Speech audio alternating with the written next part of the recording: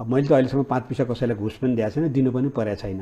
तर भन्छन् नि करप्ट छ, एकदम ठुलो स्केलमा छ माथि भन्छन्। ल करोड परे, तपाईँले कुनैलाई 5 अरब काहीँ कुनै प्रोजेक्टलाई खुवाउनु पऱ्यो अरे होइन। 5 अरबमा 3 अरब मात्रै देशमा त्यो देशको लागि विकास एउटा इन्फ्रास्ट्रक्चरको लागि युज गर्यो भने त विकास त भइहाल्छ नि। 2 अरब खाउने होइन, यहाँ त 5 अरब छ भने 6 अरब माग्ने, के पनि विकास नगर्ने भयो। भन्नु खोजेँ मैले त्यो भयो, त्यो भएको हो। अलिकति हजुरले भने 5% पनि लाउनु पर्दैन। यत्रो प्रधानमन्त्री 2% मात्रै लगाइदियो भने होइन हुन्थ्यो नि। अब हेर्नु न, बाटो मैले सुनेको, मैले एउटा ठेकेदारलाई पनि सुनेँ होइन, बाटो किन यार तपाईँ साथी है, अब म नाम लिन्न, राम्रो बाटो ठुलो बाटो बनायो उसले, अनि 4 महिनामा पटपट उक्यो क्या, के गरेको यस्तो भने क्या भन्नु मिल्दैन साथीलाई। अलि यार अलि मुटुमा त राष्ट्र राख्नु न यार, देश राख्नु न अलिकति।